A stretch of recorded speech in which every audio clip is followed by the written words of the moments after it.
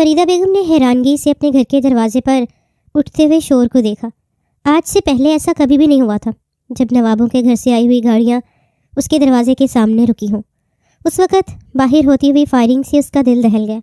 जहाँ नवाबों का नाम आते ही वैसे ही उसके चेहरे की रंगत गारत हो जाती थी, वहीं उस वक़्त अपने दरवाजे के सामने नवाबों को देखकर उसके दिल की धड़कन तेज़ हो गई। या अल्लाह खैर। उसने दहलते हुए दिल पर हाथ रखा और बाहर की जानिब कदम बढ़ा दिए। जब बाहर वारिस शाह को देखकर उसका चेहरा खौफ से जर्द पड़ गया। वो जल्दी से आगे बढ़ते हुए वारिस शाह के सामने हाथ जोड़े खड़ी हो गई। खैरियत है साईं, आप इस वक्त यहाँ? वैसे ही नवाबों के रोबो दबदबे से ही इलाके के लोग पनाह मांगते थे, और उस वक़्त वारिस शाह को इस कदर गुस्से में देखकर वो कैसे खौफजदा नहीं होती। अभी इस वक्त अंदर जाओ और अपनी बेटी को बुलाकर बाहर ले आओ, वारिस शाह ने अपनी चादर का पल्लू अपने कंधे पर रखते हुए गुस्से से सुर्ख होते हुए से कहा था, जबकि अपनी बेटी का नाम सुनते ही वो थर थर काँपने लगी। न जाने क्या हुआ था, हर वक्त ही उसका दिल अपने बेटे की जज्बाती तबीयत की वजह से दहलता रहता, और आज उसे 100% यकीन हो चुका था कि कुछ ना कुछ गलत हुआ है। तभी वारिस शाह के एताब का निशाना बनने के लिए वो उस वक़्त उसके सामने हाजिर थी। साईं, मुझे बताइए तो सही हुआ क्या है? उसने बेख्तियार ही कदमों के बल बैठते हुए वारिस शाह को रोते हुए कहा। अभी और इसी वक्त अंदर जाओ और अपनी बेटी को बुलाकर ले आओ। वो इतनी तेज़ी से धाड़ा था कि पूरी फिजा ही उसकी धाड़ की वजह से खौफजदा हो गई। गली के लोग अपने घरों से झांकते हुए बाहर देख रहे थे, जबकि उसके गार्ड्स हाथों में राइफल्स उठाए जैसे उसके हुक्म के मुताबिक तैयार खड़े थे। इलाके के लोगों के लिए ये एक मुश्किल था, न जाने उसे किसी जुर्म की पादाश में बाहर बुलाया जा रहा था। जबकि इतनी तेज़ धार को सुनते हुए वो जल्दी से उठी और पलटकर घर की जानिब दौड़ लगा दी। अंदर जाकर भी उसे चैन नहीं आया। जल्दी से बासिम के कमरे की तरफ बढ़ी, जो भी कॉलेज से आकर लेटी थी। उसने जल्दी से दरवाज़ा खटखटाते हुए उसकी सख्त नींद से उसे बेदार करवाना चाहा। जल्दी उठो और मेरे साथ बाहर आओ।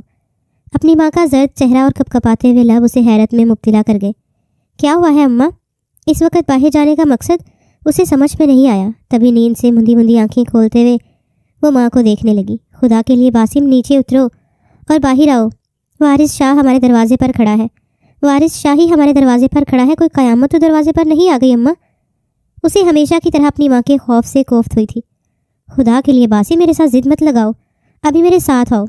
फरीदा बीबी ने आगे बढ़ते हुए उसके हाथों को थाम कर उसे बेड से नीचे उतार दिया, जबकि आंखों में नींद का खुमार और बिखरे हुए बाल लिए उसने जल्दी से उठते हुए अपनी चादर उठा ली। अम्मा, मुझे बताओ तो हुआ क्या है? उसका दिल चाह रहा था कि इस वक्त अम्मा के साथ साथ खुद भी कमरे में बैठ जाए और दरवाज़ा बंद कर दे।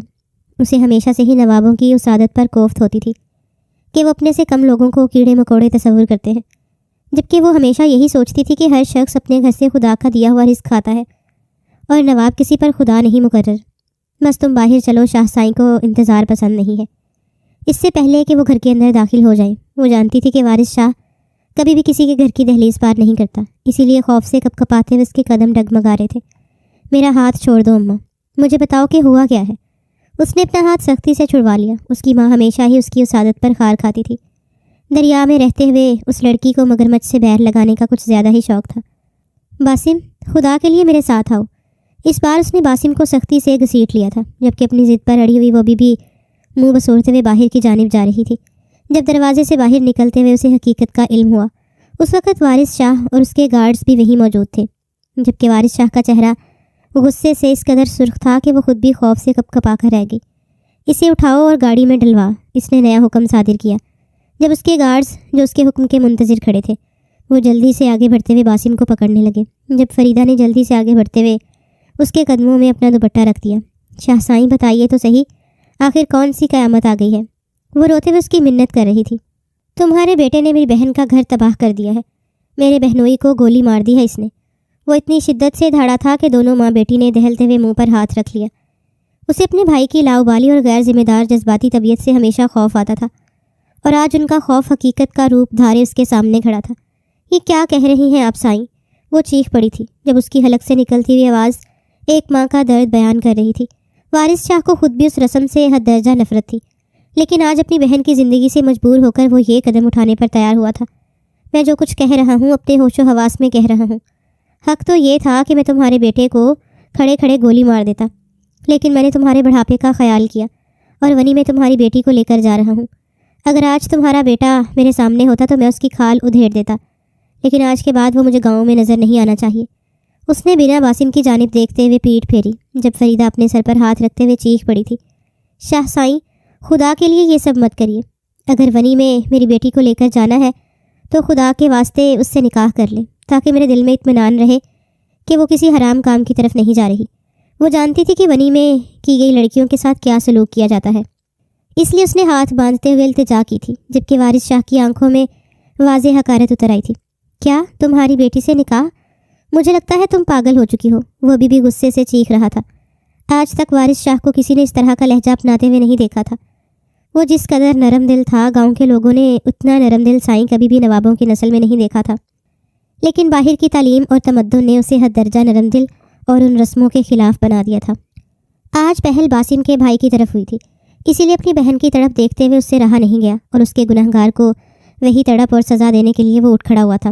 آج حقیقت میں لوگوں نے اس کے دوسرے روپ کا سامنا کیا تھا، جو حقیقت میں لوگوں کو خوفزدہ کر دینے والا تھا۔ سائیں، آپ کو اپنی ماں کی قسم، آج ایک ماں کی فریاد مت ٹھکرائیے۔ فریدہ کا رو رو کر برا حال تھا، جبکہ باسم کی آنکھوں سے بھی آنسو بہ رہے تھے۔ جہاں وہ خود کو بہادر لڑکی تصور کرتی تھی، وہاں اپنے بھائی کی غلطی کی وجہ سے کچھ بولنے کے قابل نہیں رہی تھی۔ وارث شاہ کا غصہ اور ضد اس وقت اسے بالکل ٹھیک معلوم ہو رہے تھے، جبکہ چادر کے پلو میں منہ چھپائے وہ زاروں قطار ہو رہی تھی۔ آج اس کے سارے خواب بکھر گئے۔ اپنی ماں سے بچھڑنے کا دکھ اور اپنی زندگی کو تباہ ہوتا ہوا دیکھ کر وہ سسکیوں سے رو پڑی۔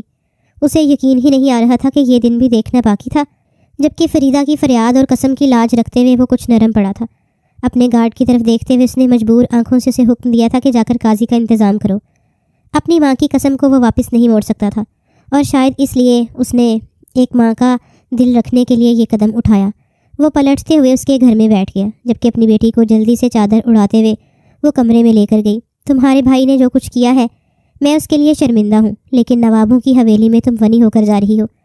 بس اپنی ماں کی اتنی لاج رکھ لینا کہ وارث شاہ نے تم سے نکاح کیا ہے، جیسے بھی دن ہو گزار لینا، اور پھر مجھے امید ہے ایک دن یہ مصیبت بھی ٹل جائے گی۔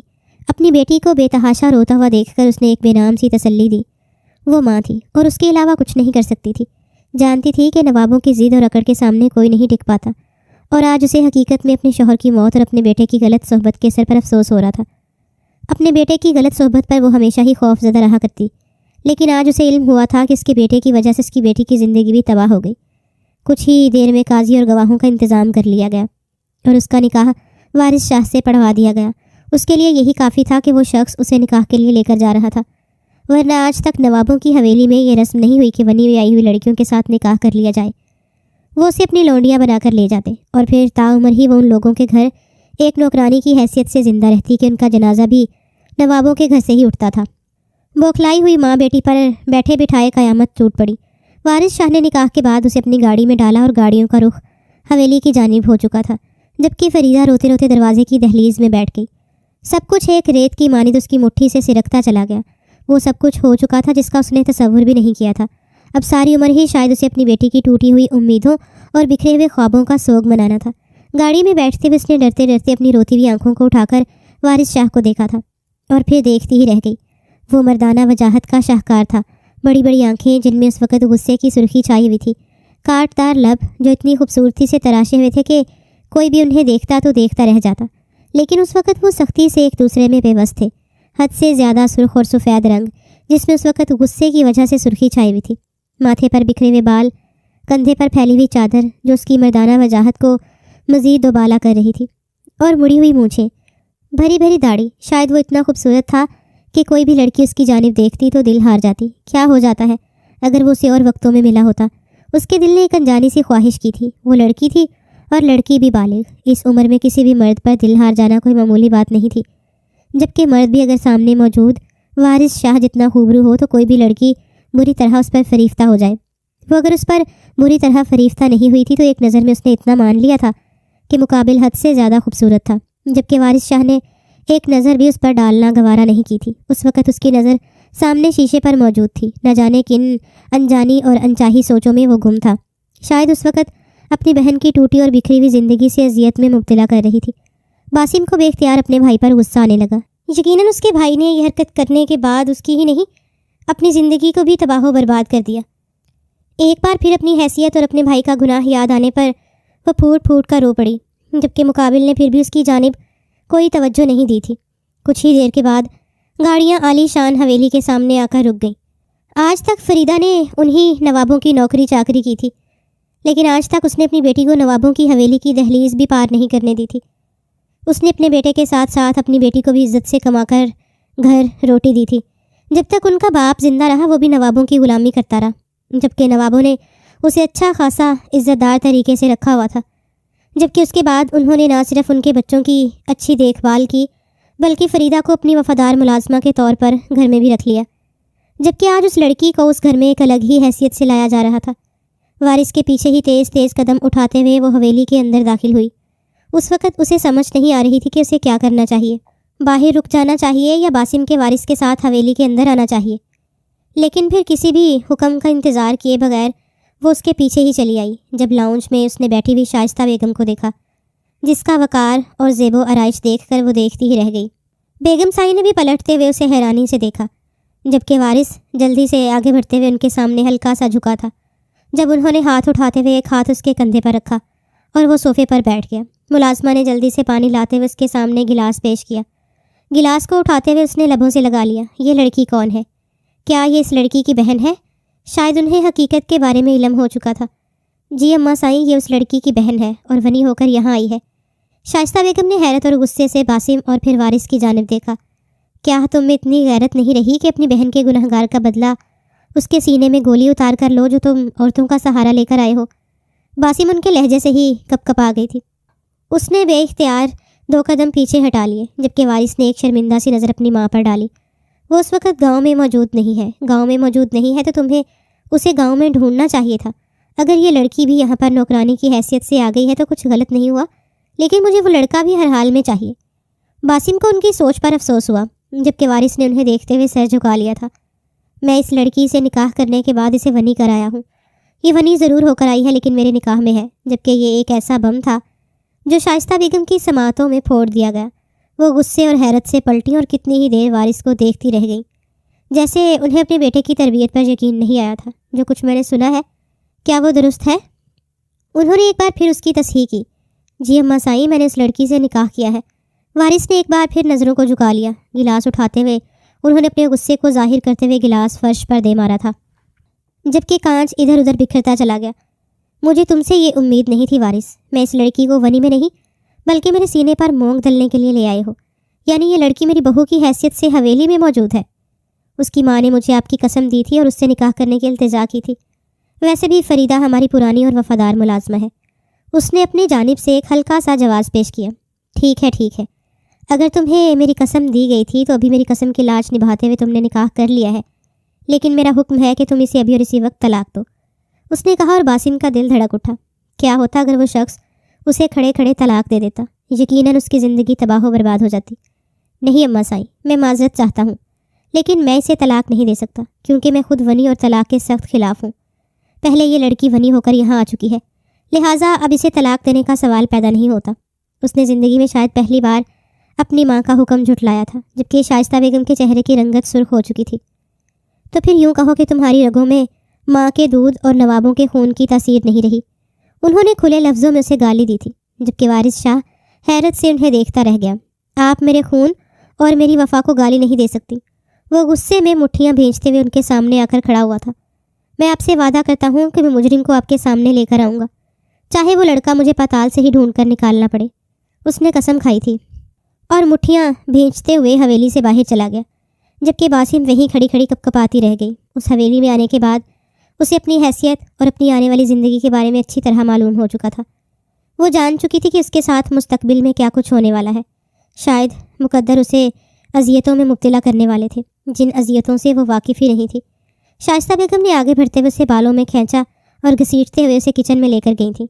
उन्होंने मुलाजमाओं को हुक्म दे दिया था कि आज के बाद घर के सारे कामकाज ये लड़की करेगी। अंदरून खाने में कोई भी मुलाजमा किसी काम को हाथ नहीं लगाएगी, जबकि इतनी तहकीर और दर्द की शिद्दत से वो किचन की दहलीज में ही बैठकर सर घुटनों में रख कर रोती रही। वो वापसी के लिए पलट चुकी थी, जबकि मुलाजमों ने एक नज़र अफसोस से उस पर डाली और फेर ली। उसके अलावा वो कुछ भी नहीं कर सकती थी। वो कितनी ही देर किचन की दहलीज में बैठकर रोती रही और फिर उठकर मुलाजमों के साथ काम में जुट गई।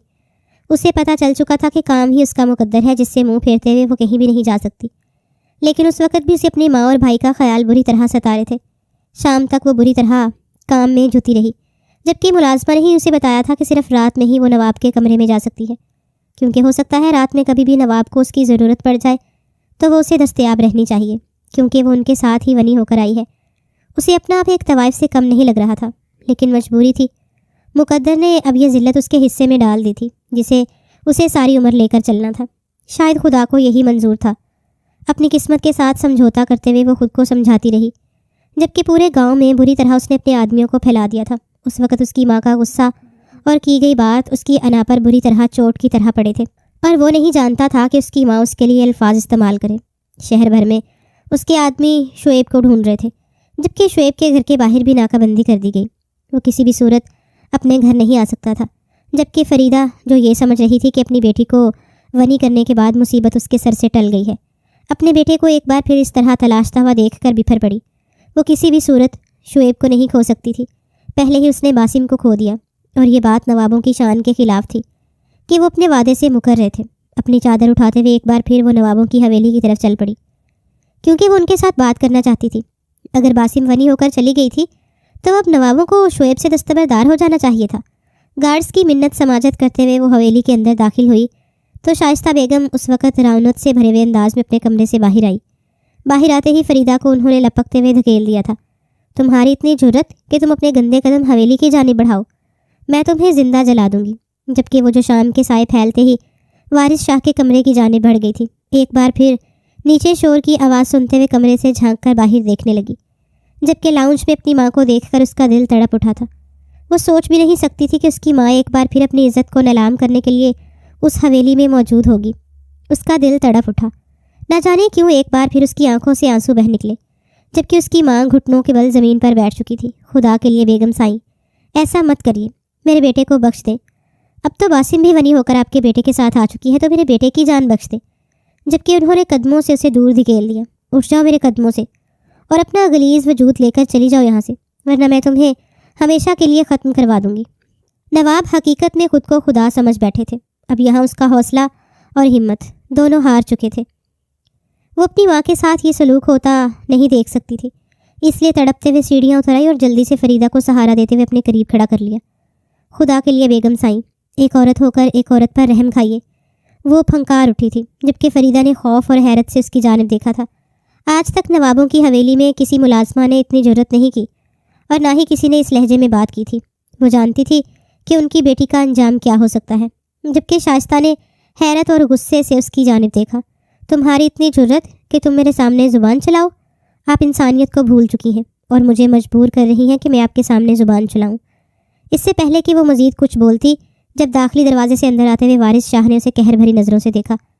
وہ نہیں جانتا تھا کہ وہ لڑکی اس کی ماں کے سامنے اس لہجے میں بات کرے گی، جبکہ بیگم اسے دیکھتے ہوئے اس کی جانب پلٹی تھی۔ بہت خوب، یعنی اب یہ دن بھی دکھانا باقی تھے۔ مجھے افسوس ہوتا ہے تمہاری پرورش پر وارث، اور اس بات پر کہ تم حویلی کے نواب ہو۔ انہوں نے ایک گہرا طنز کیا اور وہ تیز قدم اٹھاتے ہوئے اندر داخل ہوا تھا۔ سختی سے اسے بازو سے تھامتے ہوئے وہ گھسیٹتے ہوئے اسے اپنے ساتھ ہی لے گیا، جبکہ اس کی کالی سیاہ چادر وہیں لاؤنج میں بکھری رہ گئی۔ شاید وہ بھی اپنی بے اعتنائی پر آنسو بہا رہی تھی، جبکہ اپنی بیٹی کو اس حال میں تڑپتے ہوئے دیکھ کر فریدہ تڑپتے ہوئے قدم واپسی کے لیے اٹھا کر حویلی سے نکلتی چلی گئی۔ وہ نہیں چاہتی تھی کہ اس آنے والی قیامت کو وہ اپنی آنکھوں سے دیکھے اور یہیں کھڑے کھڑے مر جائے۔ اپنے دونوں بچوں کا دکھ اسے اندر سے گھائل کر چکا تھا۔ حویلی سے نکلتے ہوئے ایک ماں اپنی بیٹی کو اس حال میں دیکھ کر تڑپ رہی تھی، جبکہ ایک ماں اس لڑکی کی چیخو پکار کو سنتے ہوئے اپنے کلیجے میں ٹھنڈک محسوس کر رہی تھی۔ اس لڑکی کو بھی تو علم ہونا چاہیے تھا کہ بیگم سائیں کے سامنے زبان چلانے کا انجام کیا ہو سکتا ہے۔ وارث نے سختی سے اسے گھسیٹتے ہوئے کمرے میں لا کر پھینکا، جبکہ اس کی چادر لاؤنج میں ہی گر چکی تھی۔ اس وقت وہ اپنے خوبصورت نشیب و فراز کے ساتھ اس کے سامنے تھی، جبکہ یوں سختی سے کھینچے جانے کی وجہ سے اس کے بال بھی کھل کر اس کے شانوں پر بکھر گئے تھے۔ وہ اوندھے منہ بستر پر گر پڑی، جبکہ وارث نے حیرت سے اسے دیکھا تھا۔ شاید اس وقت سے جب وہ اس کے نکاح میں آئی تب تک اب اس نے اسے فرصت سے دیکھا تھا۔ اس کے لمبے سیاہ بال اس کی پتلی کمر پر لہرا رہے تھے۔ بل کھاتا ہوا وجود اس قدر پرکشش تھا کہ کالے لباس میں اسے باغور دیکھتا رہ گیا۔ جب وہ پلٹی تو وارث کو یوں معلوم ہوا جیسے ایک پل کے لیے اس کے دل میں موجود سارے جذبات پلٹ آئے تھے۔ اس کی بڑی خمار آلود نگاہیں اپنی بے بسی پر رو رہی تھیں، جبکہ ان میں اتری ہوئی خماری وارث شاہ کا دل دھڑکانے کے لیے کافی تھی۔ پتلی ناک میں پڑی ہوئی لونگ اور خوبصورت گلابی کپکپاتے ہوئے لب اسے حیرت میں مبتلا کر رہے تھے، جبکہ لبوں کو سختی سے خود میں بینچ کر وہ اسے خوفزدہ نظروں سے دیکھ رہی تھی۔ اگر اس وقت اس کے ذہن میں کچھ تھا تو وہ اس کی تھوڑی پر چمکتا ہوا تل تھا، جو بری طرح وارث شاہ کو اپنی جانب اٹریکٹ کر رہا تھا۔ وہ روتے ہوئے اسے دیکھ رہی تھی، جب ایک پل کے لیے اس کے دماغ میں ایک بار پھر ماں کا خیال اتر آیا، جب اس نے کھینچتے ہوئے اس کے نازک گال پر تھپڑ دے مارا اور وہ خوف اور درد سے چیختے ہوئے بلبلا پڑی، خدا کے لیے مجھے چھوڑ دیں، میں نے کچھ نہیں کیا، میں بے قصور ہوں۔ وہ بکھرتے ہوئے اس کے قدموں میں گری تھی، جب شائستہ بیگم کے کلیجے میں ٹھنڈک اتر آئی۔ یقیناً اس لڑکی کے ساتھ یہی ہونا چاہیے تھا، صرف ایک تھپڑ، اس سے زیادہ وہ کچھ کر ہی نہیں پایا، اور اس وقت ہی اس نے تسلیم کر لیا تھا کہ وہ اس سے زیادہ اور کچھ نہیں کر سکتا۔ مجبوریوں نے اسے اپنی لپیٹ میں لے لیا تھا، ورنہ اسے ایک نظر میں ہی علم ہو چکا تھا کہ سامنے موجود لڑکی صرف سراہے جانے کے قابل ہے، چاہے جانے کے قابل ہے، وہ یوں رون دینے کے قابل نہیں ہے۔ وہ ایک حسن پرست انسان تھا۔ حسن کو خراج تحسین پیش کرنا نوابوں کے خون میں شامل ہے۔ اپنے سگریٹ اٹھاتے ہوئے وہ ٹیرس کی جانب چلا آیا۔ کتنے ہی سگریٹس کو دھوئیں میں تبدیل کر کے اس نے اندر کے غبار کو کم کیا تھا۔ ایک جانب سے سسکتی ہوئی سونیا جو واجد سے بے پناہ محبت کرتی تھی، وہ ایک جانب وہ لڑکی جو بے قصور تھی۔ بھلے ہی محبت نے ابھی اس کے دل پر دستک نہیں دی تھی، لیکن اس معصوم لڑکی کا بے قصور وجود اسے ضمیر کے بوجھ کی صورت میں اپنے دل پر اترتا ہوا محسوس ہوتا تھا۔ نہ جانے کتنی ہی دیر وہ ٹیرس پر کھڑا رہا۔ جب واپس کمرے میں آیا تو وہ بیڈ کی پانتی سے ٹیک لگائے سو رہی تھی۔ اس نے ایک بار پھر فرصت سے اس کے نرم و نازک وجود کو دیکھا۔ ملازمہ کو کمرے میں بلاتے ہوئے اس نے رات کا کھانا کمرے میں ہی منگوا لیا تھا۔ اس وقت اتنی مغز ماری ہو چکی تھی کہ وہ نیچے جا کر ایک بار پھر اپنے دماغ کو خراب نہیں کروانا چاہتا تھا۔ اس وقت بھی اس کے دل میں عجیب کشمکش اور جھجک پھیلی ہوئی تھی۔ وہ نہیں جانتا تھا کہ وہ اپنی ہمدرد طبیعت کی وجہ سے اس لڑکی کی جانب اس قدر مائل کیوں ہو رہا ہے۔ شاید اسی وجہ سے کہ وہ بے قصور ہے اور کسی اور کے جرم کی سزا اسے دی جا رہی ہے، یا پھر اس وجہ سے کہ وہ اس کے ساتھ ایک مقدر رشتے میں باندھ چکی ہے جس کی کشش اسے بار بار اس کے قریب کھینچ رہی ہے۔ وہ کوئی عام جاہل نواب نہیں تھا، بلکہ ایک پڑھا لکھا انسان تھا جس نے نوابی اور سرداری کی مسند سنبھالتے ہی خود سے یہ حل کیا تھا کہ وہ کسی بھی بے قصور پر ظلم نہیں ڈھائے گا۔ اس نے سوچ لیا تھا کہ وہ اپنے علاقے میں موجود ہر رسم کا خاتمہ کرے گا جس میں کسی مجرم انسان کی بجائے کسی بے قصور پر ظلم ڈھایا جائے، اور اسے اپنی ہی بنائی ہوئی پالیسی کو توڑنا پڑا، صرف اور صرف اپنے ماں کی حکم کی تعمیل کے لیے، کیونکہ دنیا میں شائستہ بیگم کا حکم اس کے لیے اولین ترجیح رکھتا تھا۔ وہ کسی بھی معاملے سے پھر سکتا تھا، لیکن ان کے حکم سے دستبرداری اسے موت کے مترادف نظر آتی، کیونکہ وہ اپنی ماں کی عزت اور ان سے محبت اپنی جان سے بڑھ کر کرتا تھا۔ کتنی ہی دیر وہ اس لڑکی کی جانب دیکھتے ہوئے سوچتا رہا، جو شاید دن بھر کی تھکن اور سخت رویوں کو جھیلتے جھیلتے اس وقت دنیا جہان سے بیگانہ سو رہی تھی۔ اس وقت بھی اس کے چہرے پر وارث کے تھپڑ کے نشان موجود تھے۔ تھپڑ کی شدت اتنی سخت تھی کہ اس کا نچلا ہونٹ پھٹ چکا تھا، جس سے رشتہ ہوا خون اس کے چہرے پر ہی جم چکا تھا۔ آنکھوں کے نیچے آنسوؤں کے مٹے مٹے نشان اسے مزید دکھ میں مبتلا کر رہے تھے۔ اس کے وجود کو دیکھتے ہوئے اسے اندازہ ہو گیا کہ وہ بمشکل 22 سال کی ہے۔ کچھ دیر کے بعد ملازمہ نے ٹرے اس کے کمرے میں لا کر رکھ دی۔ اماں سائی نے کھانا کھا لیا ہے؟ اس نے جاتے ہوئے ملازمہ سے پوچھا تو اس نے پلٹ کر سر ہلاتے ہوئے جواب دیا، جی نواب سائی، انہوں نے کھانا اپنے کمرے میں ہی منگوا لیا تھا، یعنی آج کسی نے بھی ڈائننگ ٹیبل کا رخ نہیں کیا۔ اس وقت سونیا عدت میں تھی اور عدت کے مطابق اسے اپنے گھر میں ہی رہنا تھا۔ عدت کے بعد اس کا ارادہ تھا کہ وہ سونیا کو جا کر اپنی حویلی میں لے آئے گا۔ سونیا کی شادی چند سال پہلے ہی ہوئی۔ واجد ہٹ دھرمی اور ضدی طبیعت کا شخص تھا جس نے اپنے خلاف بڑے بڑے لوگوں کو دشمنی پر اتارا ہوا تھا، لیکن اس کے باوجود سونیا اس سے محبت کرتی تھی، اور صرف سونیا کی محبت کے پیش نظر انہیں واجد کا پرپوزل قبول کرنا پڑا۔ اب واجد خان کی بیوی تھی اور اس کے ساتھ ایک محبت بھری زندگی گزار رہی تھی۔ نہ جانے اس کی محبت بھری زندگی کو کس کی نظر لگی جو واجد کے ساتھ یہ حادثہ پیش آیا۔ وہ نہیں جانتا تھا کہ یہ کسی دشمنی کی بنا پر ہے یا کسی کی غلطی کے نتیجے میں واجد کی موت ہوئی ہے۔ یہ سچ تھا کہ ساری زندگی اس کی پہلی ترجیح اس کی ماں اور اس کی بہن ہی رہی، لیکن وہ لوگ ابھی بھی اسے نوابی اور سرداری کے قابل نہیں سمجھتے تھے، اور وجہ تھی اس کی ہٹ دھرم طبیعت۔ شاید شائستہ بیگم کو یہ لگتا تھا کہ ظالمانہ رویہ اور شفافیت ہی سربراہی اور بہادری کی جڑ ہے۔ اگر ان کے بیٹے میں یہ باتیں نہیں پائی جاتی تو وہ سرداری کرنے کے لائق نہیں ہے۔ حقیقت یہی تھی کہ وہ آج تک کسی پر بے جا ظلم برداشت نہیں کر سکتا تھا۔ ابھی بھی جو کچھ اس نے کیا وہ صرف اور صرف شائستہ بیگم کے حکم کی پاسداری تھی۔ اس لڑکی کی جانب دیکھتے ہوئے کتنے ہرن جو اس کے دل میں ابھر آئے، لیکن وہ ان سب کا اظہار نہیں کر سکتا تھا۔ اس نے ہاتھ آگے بڑھاتے ہوئے اس کے کندھے پر ہلکی سی تھپکی دی۔ باسم مندی مندی آنکھیں کھول کر اسے دیکھا اور پھر فوراً دوپٹہ سنبھالتے ہوئے سیدھی ہو گئی۔ نہ جانے کتنے وقت وہ روتے روتے یہیں سر ٹکا کر آنکھیں موند کر پرسکون ہونے کی کوشش میں مکمل نیند کی وادیوں میں اتر چکی تھی، جبکہ اب اسے اس شخص کو ایک بار پھر سامنے دیکھ کر خوف لاحق ہو رہا تھا۔ اٹھو اور کھانا کھا لو۔ وہ نہیں جانتا تھا کہ اس لڑکی کا نام کیا ہے۔ اس وقت غصے میں اس کا نام جاننا ہی بھول گیا۔ اس کا لہجہ اس وقت بھی سنجیدہ تھا، لیکن وہ بے حد نرمی سے بات کر رہا تھا۔ باسم کو حیرت ہوئی۔ اس کی شخصیت اس کے سامنے جس طرح کھلی تھی، اسے وہ ایک ظالم اور جابر سربراہ سمجھ رہی تھی، لیکن اس وقت اس کا رویہ بالکل مختلف تھا۔ اس کے سامنے ہی زمین پر بیٹھا تھا۔ باسم کو یوں اپنی جانب حیرت سے تکتا پا کر وہ فوراً کھڑا ہو گیا اور پھر ہاتھ کے اشارے سے صوفے کی جانب رخ کرتے ہوئے چلا گیا۔ اس کا اشارہ یہی تھا کہ وہ آ کر کھانا کھا لے۔ باسم کو بالکل بھوک نہیں تھی، لیکن اس وقت وہ انکار نہیں کرنا چاہتی تھی، یا شاید اسے بھوک کے باوجود اس وقت کھانے کی طلب نہیں ہو رہی تھی۔ وہ جلدی سے اٹھ کھڑی ہوئی اور پھر دوپٹہ اچھی طرح اوڑھتے ہوئے منہ دھونے چلی گئی۔ منہ ہاتھ اچھی طرح دھونے کے بعد وہ واپس کمرے میں آ گئی۔ وارث ابھی تک اس کا انتظار کر رہا تھا۔ آہستگی سے جھجکتے ہوئے وہ نیچے بیٹھنے لگی، جب اس نے سختی سے اسے ٹوک دیا۔ تم نیچے کیوں بیٹھ رہی ہو؟ ادھر اوپر آ جاؤ۔ وہ شخص اسے حیرت پر حیرت زدہ کیے جا رہا تھا، لیکن وہ یہ نہیں جانتی تھی کہ اسے حقیقت میں افسردگی ہے۔ ابھی اس وقت وہ اتنا دباؤ میں تھی کہ وہ جو کچھ اسے کرنے کے لیے کہہ رہا تھا وہ بس خاموشی سے کرتی جا رہی تھی۔ اس میں اتنی ہمت نہیں تھی کہ وہ ایک بار پھر اس شخص کو جواب دے دیتی۔ آہستگی سے ہلکے ہلکے لقمے توڑتے ہوئے وہ حلق سے اتارنے لگی اور کچھ دیر کے بعد پانی پی کر اٹھ گئی۔ بیڈ پر لیٹ جاؤ اور اب آرام کر لو۔ اس نے کھانے کے برتن وہیں چھوڑ دیے اور لیپ ٹاپ اٹھائے خود صوفے پر کمر ٹھکانے آرام دہ حالت میں بیٹھ گیا، جب اس کے لیے اس نے نیا حکم صادر کیا تھا، اور اس حکم کو مانتے ہوئے وہ بیڈ پر لیٹ گئی۔ کچھ دیر اس کی جھجک کی وجہ سے وہ سو نہیں پائی اور پھر سونے کی کوشش میں وہ حقیقت میں نیند میں اتر گئی، جبکہ اس کی بھاری سانسوں کی آواز سنتے ہوئے وارث پرسکون ہو گیا تھا۔ سوچ نے اسے نئے طریقے سے گھیر لیا تھا۔ نہ جانے شاہ بیگم کو پرسکون کرنے کے لیے اس ایک معصوم لڑکی پر اور کتنے ظلم کرنے پڑتے۔ اسے ہرگز اس نوابی اور سرداری کی گھٹیا اور مغرورانہ سوچ پر فخر اور ستائش نہیں تھی، بلکہ وہ اس چیز سے ہمیشہ افسردہ اور شرمندہ رہا کرتا۔ اگلا ہر دن باسم کے لیے ڈھیروں مصیبتیں لے کر آیا۔ شائستہ بیگم اس پر ہاتھ اٹھانے سے بھی باز نہیں آتی تھی، جبکہ وہ اس کے بھائی کو ڈھونڈنے کے لیے اس قدر مصروف تھا کہ چاہنے کے باوجود اس پر توجہ نہیں دے پاتا، جبکہ باسم ایک قید خانے میں آ چکی تھی۔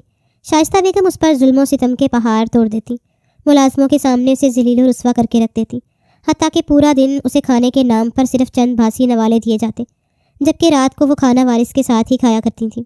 ابھی وارث اور اس کے درمیان کسی طرح کی بات چیت کا تبادلہ نہیں ہوا، بس وارث کبھی کبھار ہلکی پھلکی بات چیت اس سے کر لیا کرتا۔ وہ اس کے جواب میں آہستگی سے کچھ کہہ دیتی، جبکہ وہ کمرے میں اپنی علیحدہ شخصیت کے ساتھ اس پر آشکار تھا۔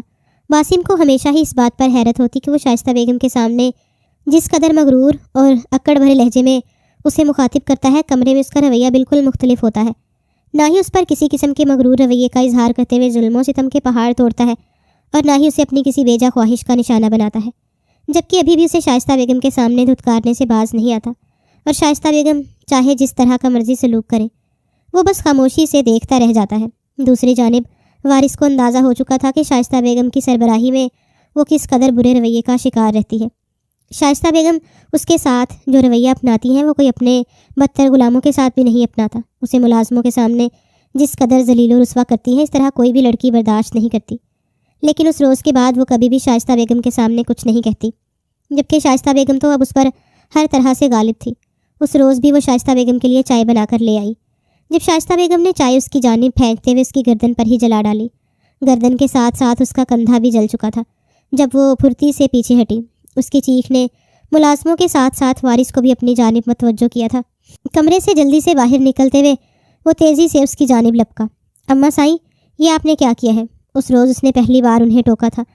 یہ اسی لائق ہے، میری چائے میں چینی ڈال دی اس نے، حالانکہ یہ جانتی ہے کہ میں پھیکی چائے پینے کی عادی ہوں، جبکہ کچھ دیر پہلے شاہ بیگم نے اسے خود ہی کہا تھا کہ اس کی چائے میں چینی ڈال کر لے آئے۔ وارث انہیں دکھ اور حیرت بھری نظروں سے دیکھتا رہ گیا۔ تم اپنے کمرے میں جاؤ، اس نے باسم کو کمرے میں بھیج دیا، جب وہ شدت سے کمرے میں آتے ہوئے رو پڑی تھی۔ خدا کے لیے اماں سائیں، اس طرح کا ظلم مت کیا کریں، میں خود ہی اسے اچھی طرح نپٹ رہا ہوں۔ میں دیکھ رہی ہوں کہ تم آج کل اس کی زیادہ طرفداری کر رہے ہو، مجھے یہ بات اچھی نہیں لگتی وارث۔ انہوں نے وارث کو ہی لتاڑ ڈالا، وہ کبھی بھی بات سمجھنے والوں میں سے نہیں تھی۔ خدا کے لیے اماں سائیں، رحم کریں خود پر اور اس لڑکی پر، خدا کی پکڑ بہت سخت ہے۔ وہ اپنے اصلی رویے میں لوٹ آیا تھا۔ آج اسے بے حد دکھ ہوا تھا اس لڑکی کے لیے، اس کی ماں اس حد تک بھی جا سکتی تھی، جبکہ شائستہ بیگم بس قہر بھری نظروں سے اسے گھورتے ہوئے اپنے کمرے میں چلی گئی۔ وہ باسم کے پیچھے ہی کمرے میں آیا جب وہ بیڈ پر اسے لیٹی ہوئی دکھائی دی۔ رونے سے اس کی آنکھیں شدت سے سرخ ہو چکی تھیں، جبکہ اس کا جسم آہستہ آہستہ لرز رہا تھا۔ اس نے آہستگی سے اس کی کروٹ اپنی جانب بدل لی، جب اس کی گردن پر واضح سرخ رنگ کے دھبے اسے مزید دکھ میں مبتلا کر رہے تھے۔ خدا کے لیے شاہ سائیں، مجھے ہمیشہ کے لیے ختم کر دیں، مجھ سے یہ اذیت برداشت نہیں ہوتی۔ اس نے بنا سوچے سمجھے وارث کے سامنے ہاتھ جوڑ دیے۔ وہ جو ہمیشہ اس کے سامنے چپ رہا کرتی، آج اس کا ضبط جواب دے گیا۔ مجھ سے یہ سب کچھ برداشت نہیں ہوتا شاہ سائیں، خدا کے لیے مجھ پر رحم کھائیے اور ہمیں ہمیشہ کے لیے موت کی نیند سلا دیں۔ وہ تھک چکی تھی۔ یہ سب کچھ سہتے سہتے بے جرم ہو کر نہ کردہ جرم کی سزا اسے اب ذہنی مریضہ بنا رہا تھا، جبکہ اس کی شفاف گردن پر وہ سرخ دھبے اس کے لیے بھی جان لیوا ثابت ہو رہے تھے۔ بنا سوچے سمجھے اس نے آہستگی سے اپنے لب اس کی گردن پر رکھ دیے۔ جب جھجک کے مارے وہ بے اختیار ہی اس سے دور ہو گئی۔ شاہ سائیں، اس نے آہستگی سے کہتے ہوئے اپنا دوپٹہ اٹھا لیا، جبکہ وہ بے خودی میں اس کی جانب لپک آیا تھا۔ مجھے معاف کر دو، میں جان بوجھ کر تمہارے ساتھ یہ سب کچھ نہیں کرتا۔ اس نے آہستگی سے اپنی پیشانی باسم کے ساتھ ملا دی، جبکہ باسم بس حیرت میں ڈوبے ہوئے سے دیکھ رہی تھی۔ سامنے بیٹھا شخص بے پناہ حسین تھا اور اپنے سارے حسن کے ساتھ اس کے سامنے دو زانوں بیٹھا تھا۔ اس کی آنکھوں میں محبت اور نرمی کی شدت سے وہ واقف تھی۔ ایسا کیسے ہو سکتا ہے کہ محبت ٹوٹ کر اس کی جھولی میں برسے اور وہ محبت کے لیے اپنی جھولی نہ پھیلائے؟ جو بھی تھا، ایک حسین رشتے میں بندھ جانے کے بعد وہ خود بھی اس شخص کی جانب خود کو متوجہ کرنے سے باز نہیں آئی تھی۔ وہ شخص اس کے لیے سارے جہان کا درجہ رکھتا تھا، چاہے رشتہ جس طرح بھی وجود میں آیا، لیکن وہ وارث کو اپنا سب کچھ مانتی تھی، اور ویسے بھی وہ اس کے ساتھ کسی قسم کی زیادتی نہیں کرتا تھا۔ ہاں، اتنا کہ وہ شائستہ بیگم کے سامنے اس کے حق میں آواز نہیں اٹھاتا اور اسے بھی وہ اپنی مجبوری گردان دیتی۔ اس کے بھائی نے جو کچھ اس کی بہن کے ساتھ کیا تھا، اتنا تو اس کا حق بنتا تھا۔ سونیا سے اس کے بھائی نے ساری زندگی کی خوشیاں چھین لیں، اس کی محبت چھین لی، اور اس کا محافظ اس کے سر پر نہیں رہا۔ سب کچھ اس کے بھائی کی وجہ سے ہوا تھا۔ مجھے آپ پر کوئی گلہ نہیں ہے، میں اس سب کی حقدار ہوں۔ وارث نے نرمی سے اس کے لبوں پر انگلیاں جما دیں۔ تم اس سب کی حقدار نہیں ہو، اس سب کا حقدار کوئی اور ہے۔ اس نے آنسو بھری نظروں سے اس کی جانب دیکھا۔ سائیں، مجھ سے یہ اذیت برداشت نہیں ہوتی۔ وہ اس کے سامنے زیر ہو چکی تھی، جبکہ مقابل نے نرمی سے اسے اپنی گود میں سمو لیا۔ وہ اس کی محبت کی حقدار تھی، اس کے جسم پر صرف باسم کا حق تھا، اور جو جانتی تھی کہ محبت یا بدلہ وہ شخص اس سے جس طرح کا تقاضا کرے وہ ہر تقاضا مان سکتی تھی۔ اس روز وہ اس کے سامنے ڈھیر ہوئی اور اس نے محبت سے اس کے سارے درد چن لیے۔ آہستگی سے اس کے لبوں سے اس کے گردن اور پھر اس کے دل تک رسائی حاصل کرتے ہوئے اس روز اس نے باسم کو جیت لیا۔ باسم اپنے پورے حق سے اس کے سامنے زیر ہو چکی تھی۔ اس نے اقرار کر لیا، دنیا کی ساری اذیتیں ایک جانب اور اس شخص کی باہوں میں موجود سکون ایک جانب، اس کا کوئی بھی ثانی نہیں ہو سکتا۔ محبت اس پر ٹوٹ کر برسی اور وہ محبت میں بھیگتی چلی گئی۔ اگلے آنے والے دن ایسے ہی خاموش تھے۔ جہاں کمرے میں اسے کبھی کبھار وارث کی محبت میسر آ جاتی، وہیں باہر مغرور اور اکڑ بھرا لہجہ وہ اس کی آنکھوں کی وارننگ سمجھ لیا کرتی۔ شائستہ بیگم سے کوئی بات نہیں تھی کہ وہ اسے ساری زندگی اپنا مجرم سمجھتی رہتی، جبکہ وارث اس سے سخت نفرت کرتا، جبکہ وارث اس سے نفرت نہیں کر پاتا۔ وہ سب کچھ کر سکتا تھا، لیکن باسم سے نفرت کا سوال ہی پیدا نہیں ہوتا۔ اتنے دن گزر چکے تھے، لیکن اس نے ابھی تک فریدہ بیگم سے ملاقات نہیں کی تھی، اور فریدہ جو اپنے بیٹے اور بیٹی کے دکھ میں گھلتی جا رہی تھی، اس کے لیے ہر روز ایک نئی اذیت انتظار میں ہوتی۔ چند دنوں میں وارث کے لیے بے پناہ مصروفیت تھی۔ وہ چاہنے کے باوجود اس پر توجہ نہیں دے پاتا تھا، لیکن ان دنوں وہ اکثر رات کو بھی گھر سے دیر سے آیا کرتا، جبکہ شائستہ بیگم کا رویہ ابھی بھی ویسے کا ویسا تھا۔ باسم سارا دن گھر کے کاموں میں جتی رہتی۔ چند دنوں سے اس کی طبیعت کافی خراب تھی، لیکن وہ اس کے بارے میں صرف وارث کو ہی بتانا چاہتی تھی، کیونکہ وہ جانتی تھی شائستہ بیگم اس کی کسی بھی بات پر اعتماد نہیں کریں گی، بلکہ اسے مزید تکلیف سے دوچار ہونا پڑے گا۔ وہ کتنے ہی دن وارث کا انتظار کرتی رہی، لیکن وہ اس کے سو جانے کے بعد ہی آتا اور صبح جلدی واپس چلا جاتا۔ ایسا کوئی دن نہیں ملا کہ وہ اسے اپنی طبیعت کے بارے میں بتاتی، لیکن ہر روز ہونے والی کمزوری اسے لاغر کرتی جا رہی تھی۔ بالآخر ایک روز وہ کھانا بناتے ہوئے کچن میں ہی گر گئی۔ اس کا دماغ بری طرح چکرا رہا تھا، سامنے بالکل اندھیرا چھا گیا۔ وہ سہارے کے لیے ہاتھ مارتی گری اور پھر ہوش و حواس سے بیگانہ ہو گئی۔ ملازمہ نے بھاگ کر شائستہ بیگم کو بتایا تھا وہ کچھ شک میں مبتلا ہو چکی تھی۔ اسے اٹھاؤ اور کمرے میں لے کر جاؤ، انہوں نے ملازمہ سے کہا تو وہ سہارا دیتے ہوئے اسے وارث کے کمرے میں لے کر گئی، جبکہ تھوڑی دیر کے بعد شائستہ بیگم نے کال کر کے ڈاکٹر کو بلوا لیا۔ یہ ماں بننے والی ہے، ڈاکٹر نے اٹھتے ہوئے آہستگی سے کہا، اور شائستہ بیگم بس سرخ چہرہ لیے اسے دیکھتی رہ گئی۔ یہ کیا کہہ رہی ہو تم؟ ان کے غصے کی کوئی حد نہیں تھی، جبکہ باسم نے لرزتے ہوئے اپنا ہاتھ اپنے پیٹ پر رکھ لیا۔ جو کچھ اس کے ساتھ ہو چکا تھا اس کے بعد اس ننھی اور معصوم جان کو کسی مصیبت میں ڈالنا اسے بالکل گوارا نہیں تھا۔ مجھے یہ بچہ کسی قیمت نہیں چاہیے، انہوں نے ڈاکٹر کا لحاظ کیے بنا ہی کہہ دیا، جبکہ ڈاکٹر بھی بجھا بجھا سا چہرہ لے کر کمرے سے باہر نکل گئی۔ وہ یہ سب کچھ کرنا چاہتی تھی لیکن وارث کی مرضی سے اب انہیں وارث کے آنے کا بے چینی سے انتظار تھا۔ تبھی جیسے ہی وہ گھر داخل ہوا، شائستہ بیگم نے آسمان سر پر اٹھا لیا تھا۔ اب یہ دن دیکھنا باقی تھا، اب میں یہاں اس حویلی میں اس کی اولاد پالتی رہوں گی۔ ان کے غصے کی کوئی حد نہیں تھی۔ کیا ہوا ہے اماں؟ وارث ابھی تک ناسمجھ بن کر انہیں دیکھ رہا تھا۔ یہ بھی میں تمہیں بتاؤں گی وارث، انہوں نے برہم ہوتے ہوئے کہا، یہ لڑکی ماں بننے والی ہے، یعنی ونی میں آئی ہوئی لڑکی سے اب تم اولاد پیدا کرواؤ گے۔ جبکہ باسم نے دہلتے ہوئے وارث کی جانب دیکھا تھا۔ اسے یقین نہیں آ رہا تھا کہ نہ جانے وارث کی جانب سے کیا فیصلہ سنا دیا جائے۔ اگر اس کی موجودگی میں اس کا بچہ غیر محفوظ رہا تو وہ اس بات کو کبھی بھی برداشت نہیں کرے گی۔ جبکہ وارث کی آنکھوں میں حیرت اتر آئی تھی، ایک خوشگوار حیرت جو باسم کی نظروں سے چھپی ہوئی نہیں تھی۔ وارث، مجھے کسی صورت بھی یہ بچہ نہیں چاہیے۔ پہلے میں 3 ماہ اس لڑکی کو جس طرح برداشت کر چکی ہوں وہ میں ہی جانتی ہوں۔ جبکہ وارث نے آگے بڑھتے ہوئے انہیں کندھوں سے تھام لیا۔ آپ مجھے چند دنوں کا وقت دیں، میں سب کچھ آپ کی مرضی کے مطابق کر دوں گا۔ جبکہ باسم کو اشارہ کرتے ہوئے اس نے کمرے میں جانے کے لیے کہا تھا، جو اپنی جان بخشی پر ایک اطمینان بھری سانس لیتے ہوئے کمرے کی جانب چلی گئی۔ شائستہ بیگم کی موجودگی میں واقعی سکون جیسی چیز کا کوئی نام نہیں تھا۔ کچھ دیر کے بعد وہ کمرے میں آیا تو وہ بے یقین سا باسم کو دیکھتا رہا، جبکہ باسم ابھی بھی خوف زدہ نظروں سے اسے دیکھ رہی تھی۔ شاہ سائیں، کیا واقعی آپ اس بچے کو ختم کروا دیں گے؟ اس کی آنکھوں میں خوف ہچکولے لے رہا تھا۔ وارث نے نرمی سے اس کی جانب دیکھا۔ میں ابھی اس کا کوئی فیصلہ نہیں کر سکتا، نہ جانے کیوں اس کا لہجہ بجھا سا تھا۔ میں اپنے ساتھ ہونے والی ہر ناانصافی کو برداشت کر لوں گی شاہ سائیں، لیکن میں اپنے بچے کو کچھ نہیں ہونے دوں گی۔ اس نے پیٹ پر ہاتھ رکھتے ہوئے وارث کی جانب دیکھا، جبکہ وہ بس باسم کو دیکھتا رہا۔ اسے اچھا لگا تھا باسم کا اپنے بچے کے لیے سٹینڈ لینا۔ وہ واقعی آج ایک لڑکی کم ایک ماں زیادہ لگ رہی تھی، جس سے خوف تھا کہ اس کی متاع جان کو اس سے چھین لیا جائے گا۔ چند دن آسانی سے گزر گئے، لیکن چند دنوں کے بعد ہی شائستہ بیگم نے ایک بار پھر اسے بازو سے پکڑتے ہوئے سیڑھیوں سے نیچے لا پھینکا، جبکہ وارث انہیں حیرت سے دیکھتا رہا، جو بھی مردان خانے سے اٹھ کر آیا تھا۔ مجھے ابھی اور اسی وقت اس بچے کا خاتمہ چاہیے۔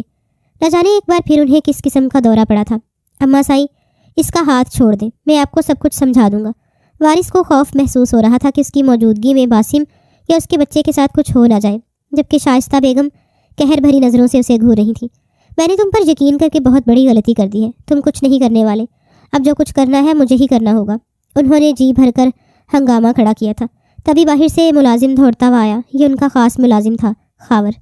جب پہلی بار مردان خانے سے آنے والے ملازم کو یوں حویلی میں آتے ہوئے دیکھ کر وارث کے چہرے کا رنگ بدلا تھا۔ میری اجازت کے بغیر تمہیں اندر آنے کی جرت کس نے دی؟ وہ اس سے پہلے کہ وہ خاور کو گریبان سے پکڑ کر اسے پوچھ گچھ کرتا، جب خاور نے ہاتھ جوڑتے ہوئے اسے دوری اختیار کرتے ہوئے معافی مانگی تھی۔ مجھے معاف کر دیں شاہ سائیں، لیکن بات ہی ایسی ہے۔ دراصل میں آپ کو یہ بتانے آیا ہوں کہ واجد خان کا قاتل بی بی جی کا بھائی نہیں بلکہ ان کے پرانے دشمنوں میں سے کوئی ہے۔ جبکہ وارث شاہ کے چہرے کا رنگ بدلا تھا۔ وہ سوچ بھی نہیں سکتا تھا کہ حقیقت اس قدر مختلف ہو سکتی ہے۔ جبکہ شائستہ بیگم بس حیرت اور بے یقینی سے خاور کو دیکھ رہی تھی۔ یہ کیا کہہ رہے ہو تم؟ اس نے سب کے سامنے یہ سب کچھ کیا تھا شاہ بیگم، وہ بس نظر کا دھوکا تھا اور کچھ نہیں۔ ابھی وہ شخص پکڑا گیا ہے، بلکہ واجد خان کے بھائیوں نے اسے گرفتار بھی کروا دیا ہے۔ بی بی سائیں کا بھائی اس سب میں شامل نہیں۔ جبکہ شائستہ بیگم ابھی بھی بے یقین اور شرمسار سی تھی، جبکہ وارث کے بھی تاثرات ان سے مختلف نہیں تھے۔ جبکہ وہ وہی زمین پر ہی بیٹھ گئی۔ آج تک اس نے کچھ نہیں برداشت کیا تھا۔ اس کے ساتھ جو رویہ بھی رکھا گیا اس نے خاموشی کے ساتھ صبر کیا، کیونکہ وہ جانتی تھی کہ اس کے بھائی نے ان لوگوں کے ساتھ بہت برا کیا ہے، لیکن حقیقت اسے بھی ہلا کر رکھ دینے والی تھی۔ اگلی شام ہی وارث شاہ نے اسے واپس اپنے والدین کے پاس بھیج دیا۔ وہ بے قراری سے اپنا سامان لے کر اپنی ماں کے پاس چلی گئی۔ اس گھر سے اور وارث کی زندگی سے جانے کا جس قدر افسوس تھا، اس سے زیادہ خوشی تھی کہ اس کا بھائی بے گناہ ثابت ہو گیا اور وہ اپنی ماں سے دوبارہ مل سکتی تھی۔ جبکہ شائستہ بیگم کو ایسی چپ لگی کہ انہوں نے دوبارہ باسم کا سامنا ہی نہیں کیا۔ اس شام وہ بے قراری سے اپنی ماں کو ملنے کے لیے گئی اور پھر کتنی ہی دیر ان کے گلے سے لگ کر روتی رہی۔ اس کا بھائی بھی اس گھر میں موجود تھا، جبکہ کچھ رشتہ دار بھی بطور مبارکباد ان کے گھر آئے ہوئے تھے۔ فریدہ کو تو جیسے یقین ہی نہیں آیا۔ باسم کو اتنے عرصے کے بعد وہ خود بھی دیکھ کر حیران و پریشان تھی۔ خدا نے انہیں نعمتوں اور رحمتوں سے نواز دیا تھا۔ جہاں ان کے بیٹے کی زندگی بخش دی گئی، وہیں ان کی بیٹی بھی اس قید سے آزاد ہو کر آئی تھی، لیکن شاید اسے اپنے ظالم زیات کی عادت ہو چکی تھی۔ رات ڈھلتے ہی اس کا خیال اس کے ذہن میں اترنے لگا۔ مہمان واپسی کے لیے چلے گئے۔ جب وہ شعیب کے کمرے میں آ گئی، شعیب جس قدر خاموش اور بجھا بجھا سا تھا، اسے یہ دیکھ کر حیرت ہوئی۔ اس کے بھائی کو تو اس قدر خوش ہونا چاہیے تھا، لیکن وہ جوش و خروش اور خوشی اس کی آنکھوں میں نہیں تھی، بلکہ ایک گہری چپ نے اس کے لبوں کو سی دیا تھا۔ وہ آہستگی سے اس کے پاس بیٹھ گئی۔ کیا بات ہے شعیب، کیا تمہیں خوشی نہیں ہوئی کہ اصل مجرم پکڑا گیا؟ جبکہ شعیب خاموشی سے اسے دیکھتا رہا۔ تم نہیں جان سکتی کہ میں نے تمہارے لیے کیا کچھ برداشت کیا ہے، لیکن اب میں خوش ہوں، اب میں آزاد ہوں، اپنی مرضی کی مالک ہوں، اور جو کچھ چاہوں کر سکتی ہوں۔ اس نے ارسلان کو چہکتے ہوئے سب کچھ بتا دیا، لیکن وہ ابھی بھی خاموش نظروں سے اسے دیکھ رہا تھا۔ کیا ہوا؟ تم خوش کیوں نہیں ہو شعیب؟ اس نے آہستگی سے اس کے ہاتھ پر ہاتھ رکھ دیا۔ واجد خان کو میں نے ہی مارا تھا۔ یہ ایک ایسا بم تھا جو اس کی سماعتوں پر ایک بار پھر پھوڑا گیا، جبکہ وہ بے یقین ہو کر اٹھتی چلی گئی، جبکہ اس بات سے وارث شاہ اچھی طرح واقف ہے۔ شعیب بے یقین سے اپنی بہن کو بتا رہا تھا، جبکہ وہ خود بھی حیرت کا مجسمہ بنے کھڑی تھی۔ اگر حقیقت یہ تھی تو پھر شاہ کی یہ کوئی اور چال تھی؟ یہ تم کیا کہہ رہے ہو؟ شاہ سائی نے مجھے خود اماں کے گھر بھیجا ہے، اور اس کے سامنے ہی اس بات کا اقرار کیا گیا ہے۔ لیکن شعیب اپنی بات پر قائم تھا۔ اس نے واضح لفظوں میں کہہ دیا کہ واجد کو اسی نے مارا ہے۔ وہ سمجھ نہیں پا رہی تھی کہ آخر اس واقعے میں کس قدر سچائی ہے۔ اگر شعیب نے واجد خان کو مارا تھا تو پھر حقیقت تو یہی تھی کہ شعیب کے مل جانے کے بعد وارث اسے زندہ دفنا دیتا۔ لیکن نہ صرف وہ لوگ اس بات کو ماننے سے انکار کر رہے تھے، بلکہ انہوں نے باسم کو بھی آزاد کر دیا تھا، اور اگلے ہی دن وہ ایک بار پھر حویلی میں تھی۔ آہستگی سے سیڑھیاں چڑھتے ہوئے وارث کے کمرے میں چلی گئی۔ شائستہ بیگم نے اسے کچھ بھی نہیں کہا تھا، شاید وہ خود بھی شرمسار تھی۔ اتنے عرصے میں جس قسم کا رویہ انہوں نے روا رکھا تھا، انہیں یہ سوچ کر ہی حیرت ہو رہی تھی۔ نہ جانے انہوں نے ایک ایسی لڑکی کو اپنے ظلم کا نشانہ بنائے رکھا جو لڑکی قصوروار تھی ہی نہیں، اور یہ بات مسلسل ان کے ذہن میں گردش کر رہی تھی۔ وہ کمرے میں آئی تو وارث بیڈ پر بیٹھا لیپ ٹاپ پر کام کر رہا تھا، جبکہ اسے دیکھتے ہوئے وارث کو حیرت نہیں ہوئی تھی، جیسے وہ جانتا تھا کہ وہ ضرور پلٹ کر آئے گی۔ آہستگی سے چلتے ہوئے اس کے قدموں میں بیٹھ گئی۔ میں ابھی بھی اس حقیقت کو سمجھ نہیں پائی سائیں، اس نے وارث کی آنکھوں میں دیکھا تھا، جبکہ اس کے لہراتے ہوئے بال ابھی بھی شانوں پر پڑے تھے۔ اپنے کندھوں پر ڈالی ہوئی چادر کو اس نے اچھی طرح ارد گرد لپیٹ رکھا تھا، جبکہ وارث نے آہستگی سے اٹھا کر اسے اپنے سامنے بٹھا لیا۔ محبت بڑے بڑے مردوں کو زیر کر دیتی ہے، اور مجھے یہ بات ماننے میں کوئی آر محسوس نہیں ہوتی کہ محبت نے مجھے تمہارے سامنے زیر کر دیا۔ میں اپنے پورے ہوش و حواس میں اس بات کا اقرار کرتا ہوں کہ میں باسم شاہ سے بے پناہ محبت کرنے لگا ہوں، اتنی کہ میں اس کی خاطر ہر مجرم کو معاف کر سکتا ہوں، اور شاید یہ علاقے میں پہلا سردار ہوگا جس نے صرف اپنی بیوی کی محبت میں اپنی بہن کے گناہ گار کو معاف کر دیا۔ نہ صرف معاف کیا بلکہ پورے علاقے میں اسے بے گناہ ثابت کر دیا۔ اس شخص کو گناہ گار ثابت کرتے ہوئے میں نے ہی گرفتار کروایا ہے، اور کچھ عرصے کے بعد میں ہی اسے آزاد کروانے کے بعد غائب کروا دوں گا۔ میں نے تمہارے بھائی کو معاف کیا، تمہاری محبت کے صدقے معاف کیا، کیونکہ میں جانتا تھا جب تک اس بات کو ثابت نہیں کروں گا میری ماں کی نظر میں تم کبھی بھی میری بیوی ثابت نہیں ہو سکتی۔ میں جانتا ہوں کہ میری ماں شرمندہ ہے، اور مجھے امید ہے تم بھی ان کی زیادتیوں کو بھول جاؤ گی۔ وہ شخص حقیقت میں اس کے لیے نعمت خداوندی تھا، جس پر وہ جتنا شکر ادا کرتی اتنا ہی کم تھا۔ اس نے آہستگی سے وارث کے ہاتھوں پر اپنا ماتھا ٹکا دیا۔ آپ میرے لیے کسی نعمت سے کم نہیں ہے، جبکہ اس نے جھکتے ہوئے باسم کے سر پر اپنے لب رکھے تھے۔ وہ اسے محبت کرنا سکھا چکی تھی، اور اس چیز سے بڑھ کر اور کیا خوبصورت ہو سکتا تھا۔